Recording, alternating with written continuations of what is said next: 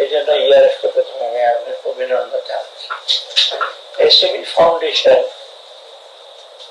SME দিয়ে কাজ করছে। আপনারা জানেন বাংলাদেশে আমরা অনেক রকম ন্যারেটিভস আছে, গ্রোথ হয়েছে, এটা সেটা হয়েছে, কিন্তু আমাদের শিল্পের বেস কিন্তু এখনো বড় বড় কিছু শিল্প আছে, ছোট মাঝারি শিল্প যাদের অবদান অনেক, বিশেষ করে কর্মসংস্থান, ইভেন এমনকি আপনার প্রোডাক্ট যে অন্য উৎপাদনে তাদের অবদান কিন্তু অনেক, কিন্তু সেটা খুব স্বীকার করা হয় না। এবং আপনারা দেখবেন যেটা বলে জিডিপিতে মধ্যে আমাদের 26% মতো বিষয়, এবং এটা একটা খুব ভালো ফিগার না।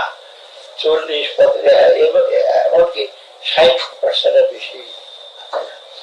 অনেকে মনে করেন অনুন্নত দেশে বা সম্পন্ন দেশে এসএমই না, উন্নত দেশে কিন্তু এসএমই অনেক বেশি। ইভেন জাপানে আপনাদের গাড়ি তৈরি হয়ে গিয়ে এক জায়গায় এসে টয়োটাতে বিরাট রবর দিয়ে অ্যাসেম্বল করে না, বেশিরভাগই তো আপনার ছোটখাটো ওইসব থেকে আসে। এমন আপনার আশ্চর্য হবেন, আপনার যদি রোলেক্স ঘড়ি দেখেন, আমার শুধু হয়তো জুরিকে রোলেক্স ঘড়ি যেটা বানায় সেটা অত্যন্ত ছোট একটা স্কেলে, বিরাট ফ্যাক্টরিতে একটা $40,000-50,000 একটা ঘড়ি তৈরি হয়, মেশিনে দিয়ে দিলাম বেড়ে আসলো। ওটা কিন্তু যারা সূক্ষ্ম সেগুলো কিন্তু একটা ছোট পরিসরে করে, কিন্তু অত্যন্ত প্রযুক্তি কিন্তু অত্যন্ত উঁচু মানে। অর্থাৎ আমি যেটা দৃষ্টি আকর্ষণ করতে চাই, সেটা এসএমই করবে লিমিটেড এসএমই ডেফিনিশন আছে, কিন্তু প্রযুক্তিটা ব্যাপারে সে হাতুড়ি বাটাল দিয়ে তৈরি সেই প্রযুক্তি দিয়ে চলে গেছে, সেটা দিয়ে আপনি ভালো কোয়ালিটি ইস্যু করতে পারেন। সুখের বিষয় যে এখন যারা এসএমই করে প্রত্যেকে কিন্তু আপনার ভালো প্রযুক্তি ব্যবহার করে এবং সেই দিকে যথেষ্ট আপনার তারা যত্নশীল। এই প্রেক্ষিতে কিন্তু আমাদের পটেনশিয়াল, এসএমই পটেনশিয়াল কিন্তু অনেক বেশি। আমরা যতটুকু এখানে কন্ট্রিবিউট করছি কর্মসংস্থান দিকে যে বলি, এবং যেটা আগে বললাম আমি, এবং এইখানে কিন্তু আরেকটা মেজর রোল আছে, মহিলাদের অংশগ্রহণ কিন্তু অত্যন্ত বেশি, এবং তাদেরই কন্ট্রিবিউশন কিন্তু বেশি, এবং তারা কিন্তু বেটার, শুধু স্কিল না, তারা কিন্তু আরো বেটার ম্যানেজ করে এসএমই সেক্টর। আমি তো জানেন আমি এনজিও ব্যুরোর ডিজি ছিলাম এক সময়, আমি দেখি যেখানে গেছি মহিলারা কিন্তু সবচেয়ে বেশি কর্মঠ। অনেক সময় আমি মিটিং করতে যেতাম মহিলাদের সাথে, স্বামীরা দূরে থেকে তাকিয়ে দেখতো, কিসে অত্যন্ত প্রশংসা করে যে এই আমার স্ত্রী বাড়িতে বসে আমার ধমক খায়, কিন্তু এখানে এসে দেখি ওনাদের সামনে কিছু আর্টিকুলেট করে, মানে যে যুক্তি সেগুলি করে, তার মানে তারাও কিন্তু কনভিন্স যে এই মহিলারা ঘরে বসে, মানে আমাদের দোষ যারা আমরা তাকে দাবিয়ে রাখার চেষ্টা করি, সেটা মোটেই ঠিক না। এই যে এই আসপেক্ট গুলো এসএমই কিন্তু আরেকটা ভালো, এই যে উইমেন এম্পাওয়ারমেন্ট বলি, এম্পাওয়ারমেন্ট শুধু খালি বক্তৃতা দিয়ে আমি জানলাম সেটা, empowerment is reflect of the activity, participation, তাই না? এটা কিন্তু এসএমই সবচেয়ে ভালো হয়েছে। আর একটা জিনিস এসএমই অর্থায়ন কিন্তু, সেটা আমি স্বীকার করি, অ্যাক্সেস টু ফাইন্যান্স এটা মেজর প্রবলেম, এবং ব্যাংকাররা বেশিরভাগই সেই কনভেনশনাল ব্যাংকার, তারা বিরাট একটা অঙ্কের টাকা নিয়ে ছেলের পাশে বলবে, একজনকে 10 কোটি টাকা দিয়ে দিল, ব্যাস আদায় হলো আর না হলো তার পারফরমেন্স ভালো। কিন্তু এসএমইর ব্যাপারে বেশিরভাবে সুপারভাইজ করতে হয়, অনেক কাগজপত্র দেখতে হয়, এই সমস্ত কঠিন যাবে তারা যেতে, যেটা মোটেও ঠিক। ব্যাংকারদের ওরিয়েন্টেশন এগুলো এবং পলিসি মেকারদের ওরিয়েন্টেশন চেঞ্জ করতে হবে, কারণ এসএমই অর্থাৎ ক্ষুদ্র তো এখন না, শুধু কোটি টাকা আছে, এখন 10,000-15,000 টাকা নাই, এখন কোটি টাকার বেশি এসএমই আছে।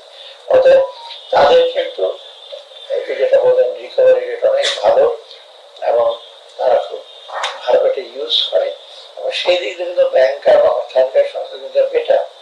যেটা আমরা যেটা বলি যে খালি ব্যালেন্স শিট দেখলে তো চলবে না, বাড়ি গাড়ি আছে, you have to see the cash flow, you have to see the business performance.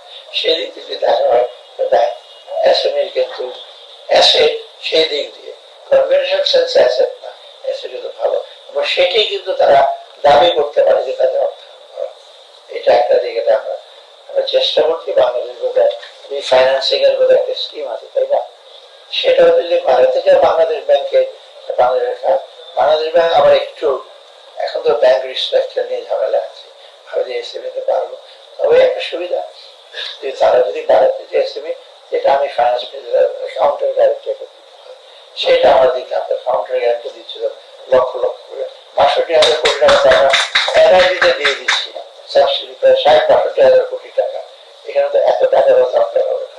অতএব এইটা করা যেতে পারে, বাট একটু বাংলাদেশ ব্যাংকে এগিয়ে আসতে হবে।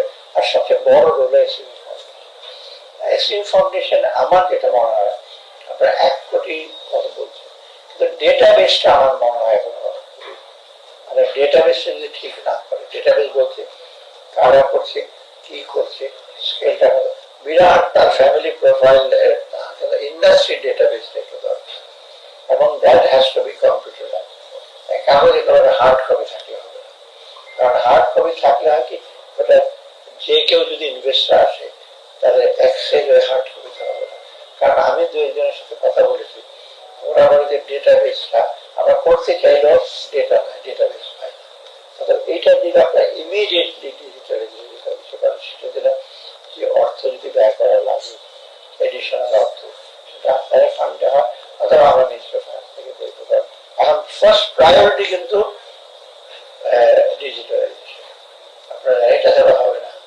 এবং এই জন্য আমরা সব ক্ষেত্রেই কিন্তু ডিজিটালাইজেশন করি। এবার দেখুন না ১৭ লক্ষ ই-টিএম দিল, খুব জোরে সোরে বরাদে দিয়েছে, সারা জীবনে ওই কাগজে লিখে যেত, ট্যাক্স অফিসে যেত, ট্যাক্স টেবিলের নিচে দিকে দিতে দিতে হতো, এখন ওই স্কোপ এখন নাই, ১৭ লক্ষ দাম। তো এইটা আমরা কোম্পানির জন্য করছি, এটা খুব ভেরি ভেরি। আরেকটা জিনিস, আপনাদের অর্থের যেটা সংস্থা, সেটা ভালোভাবে যদি আমরা প্রজেক্ট বা আপনার কর্মপন্থা যদি ফর্মুলেট করি। আমি এক্সাম্পল পিকেএসএফ এর ব্যাপারে, পিকেএসএফ তো আমি অনেকদিন ছিলাম, শুরু হয়েছিল অল্প টাকা, সরকার ১০০ কোটি টাকা, ২০০ টাকা, আমি আসার পর $১১৮ মিলিয়ন, পরে সেকেন্ড হলে $১৮০ মিলিয়ন। এখন পিকেএসএফ এর অর্থ তো আপনার অর্থের অভাব নাই আর কি। কারণ আমি এডিবি ইফাদের এনুয়াল মিটিং এ গেলাম, সেখানে ইফাদের প্রেসিডেন্টের সাথে দেখা করলাম। তখন সে প্রথমদিন বললো যে আমি বললাম অন্য মিলে তোমার পিকেএসএফ এর জন্য আমি $70 মিলিয়ন তার পরের মাসে $70 মিলিয়ন ইফাদ থেকে ওয়ার্ল্ড ব্যাংক একটা বিরাট প্রজেক্ট আছে। আসলে তারা কিন্তু বিভিন্ন যে আরো কিন্তু পাইপলাইনে আছে, যেটা আমরা নেগোসিয়েট করেছি। অর্থাৎ এটা হলো যে প্রমাণটা তারা কাজটা করছে, এবং is one of the very good, in fact world class organisation. কারণ সব ডোনার একটু ভেরি মাছ ফ্যামিলি, হয়তো ভর্তুরি থাকবে ভেতরে, অনেক কিছু আছে, আপনারা ভেতরে খরচ খরচ অনেকে জানেন, সেটা ছাড়া কিন্তু পারফরমেন্স ওয়াইজ সেটা। এখন এসএমই ফাউন্ডেশন আমি আশা করবো, এসএমই ফাউন্ডেশন কিন্তু পরিধি আরো বেশি। আপনারা তো কয়েকজন অর্গানাইজেশনে কাজ করছে, কিন্তু আপনাদের অর্গানাইজেশনে কাজ করা তো দরকার সবসময়, ইন্ডিভিজুয়ালি এন্টারপ্রিনেশন করতে হবে।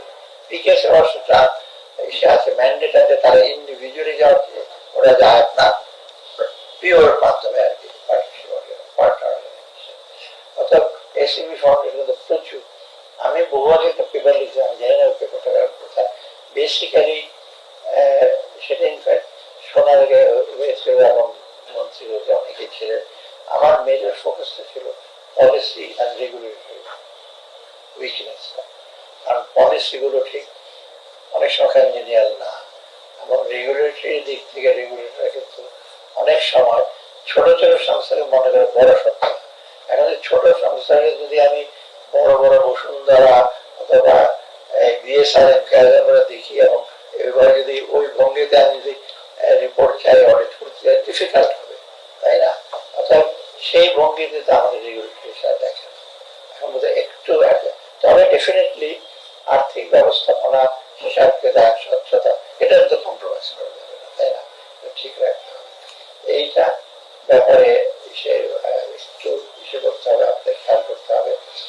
এবং আমরা চেষ্টা করবো যে পলিসি দিকে আমরা অল্প দিনের জন্য আছি, আমাদের সময় আর একটু কমে যাচ্ছে ফেব্রুয়ারির মধ্যে, তো আমরা কিছু কিছু রিফর্ম করবো, কিছু কিছু আমি অর্থনীতি দিয়ে বলছি। আরেকটা দিক আছে পলিটিক্যাল রিফর্ম, সেটা আমার ইসে না।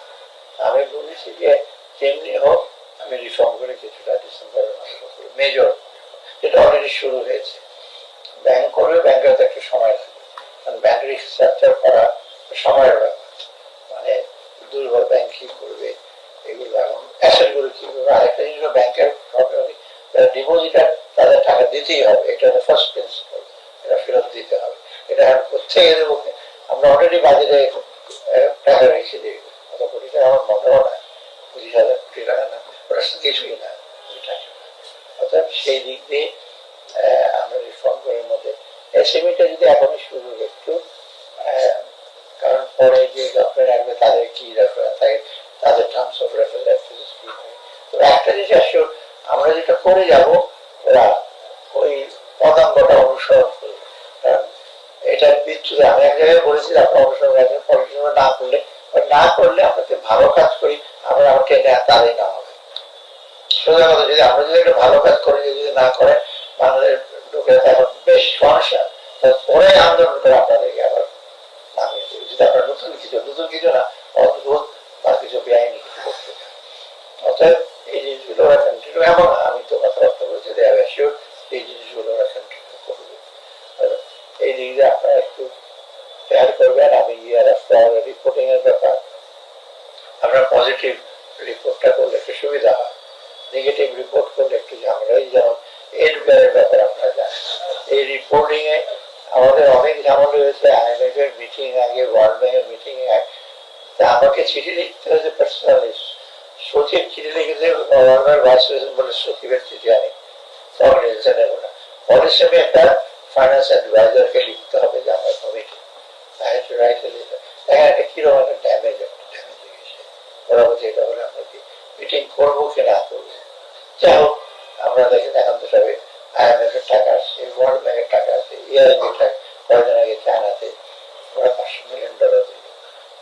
যার টাকা বেশি পড়লে আমরা আমাদের সব টাকা দিয়ে দেন, মানে আপনাদের মানে মোটামুটি একটা কাজে লাগাবার জন্য আমরা কাজের সাপোর্ট আছে একটা বিধান, আর বাকি হলো প্রজেক্ট। অতএব আমরা চেষ্টা করছি যতটুকু পারি অর্থের সব ব্যবহার করবো। আমি সবসময় বলি যে অর্থের অপচয় আমরা হতে দেবো। অনেক বলে বাজেট ছোট কেন, আমার ছোট হয়েছে কারণ আগের বাজেট ছিল ফুলি ফ্রিজ, যেটা বলি বাড়িটাকে অ্যাপার্টমেন্টে গেলে আমি ২,০০০ টাকা ৫,০০০ টাকা দামের পর্দা লাগাম, অ্যাপার্টমেন্টের কস্ট হয়ে যাবে অনেক বেশি। আমি অনেক জায়গায়, আমার এক ভাই আছে এক ব্যাংকে বলে যে স্যার আপনি কিছু এই অ্যাপার্টমেন্টের ৭ কোটি টাকা দেবেন, ৭ কোটি টাকা বলে যে এটা তো চার, আমার পর্দাই লাগবে ২ কোটি টাকা, মানে ফ্রিজ যেটা বলি। তা আমাদের যে আগে প্রজেক্টগুলোতে ফ্রিজ বেশি ছিল, ফ্রিজ আমরা নিজেরা বুঝতে পারবো ফ্রিজ কি, আমাদের কিছু টাকা চলে যায় আমাদের প্রজেক্টগুলোতে এরকম আমরা অবকাশ হয়। তো সেই দিক দিয়ে মনে করি আমরা মোটামুটি আমরা এগোচ্ছি, হয়তো কিছুটা স্লো হয়ে গেছিল অগাস্টের পরে, তার কারণে আমরা জানি। সুতরাং রেমিডেন্স ভালো, স্পোর্টস ভালো। আপনি দেখেন বাংলাদেশের ব্যাংকের ৩০ বিলিয়ন, ২০-২২ বিলিয়ন থেকে ওরা এক্সপ্রেস করছে 37 বিলিয়ন। যেমন এটা সব ব্যবসায়ীদের এবং রেমিডেন্স যারা তাদের একটা মেজর কন্ট্রিবিউশন। আর সেটা যদি আপনারা আমরা সবাই কন্ট্রিবিউশন, আমি শিল্প বাণিজ্যের ব্যাপারে, এই ব্যাপারে যদি আপনার যদি বেটার করে সবার যেন ভালো হবে। এটা একটা সুবিধা কি, কর্মসংস্থান আর একটা ইনইকুয়ালিটি যেটা আমরা বলি যে একজন লোক অনেক বেশি আর্ন করছে, কিন্তু ছোট ছোট ব্যবসায়ী কিন্তু আপনার ফ্রুটস মানে ওটা বেনিফিটটা কিন্তু সবার কাছে যায়। ওটা কিন্তু আরেকটা বিষয়, আর প্লাস গুলো আমাদের দেশে আছে।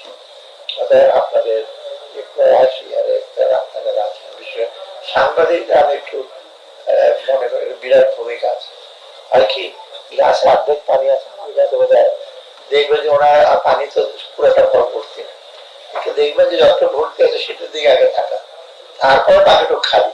আমরা শুরুই করেন পানি তো খালি, গ্লাসে পানি অর্ধেক। তো ওই ওটা ওটা ক্রিটিক্যাল হওয়া ভালো, কিন্তু একেবারে ওইভাবে যে কিছুই করে না। আমি মাঝে মাঝে দেখি, আমার তো বেশিরভাগই আমার ছাত্র কিছুই দেখছি না, আমি কোনো চিহ্ন দেখতে পাচ্ছি না দেশে অর্থনীতি, এত কিছু হচ্ছে উনি চিহ্নই দেখতে পাচ্ছেন না। উনি দেখতে পাবেন চিহ্ন যদি বিশেষ কিছু লোকের জন্য সুবিধা দেওয়া হয়, যাও স্বপ্ন দেখা, এগুলো আমাদের শুনতে হয় ডেইলি। এগুলো আমরা বিশেষ মাইন্ড করি না, এখন তো আমরা কাউকে এইসব ব্যাপারে কোনো পজিটিভ অ্যাকশনও না হবে।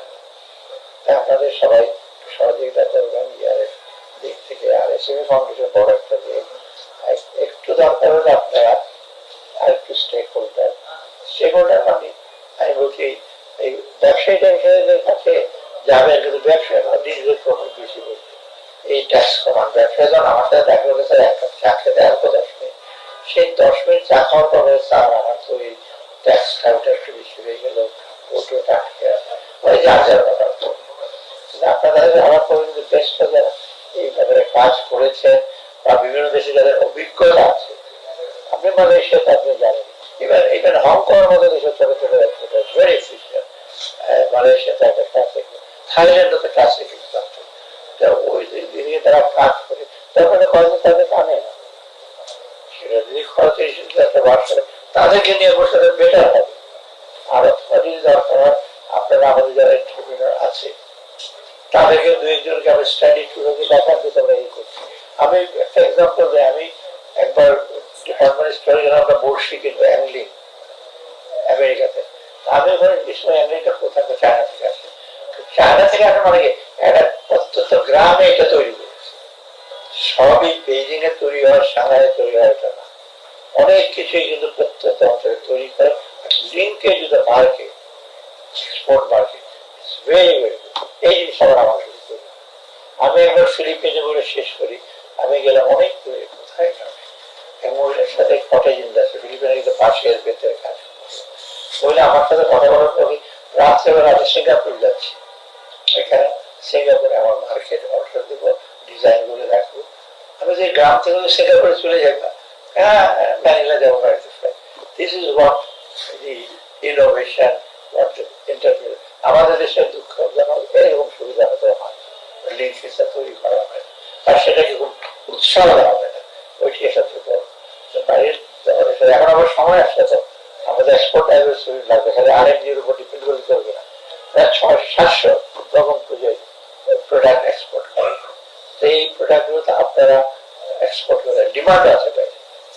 অতএব এটা যদি দেখা করে আমাদের পুরা শিল্প বাণিজ্যগুলো হবে, সর্বোপরি মানুষের আয় এবং কোয়ালিটি লাইফ বাড়বে। আমি আমারও আপনাকে ধন্যবাদ জানাচ্ছি কিছুক্ষণ আমার কথা শোনার জন্য, এবং আশা করি ভবিষ্যতে আবার দেখা হবে ফোরামে এবং ইয়ারএফকে এবং ফাউন্ডেশনে।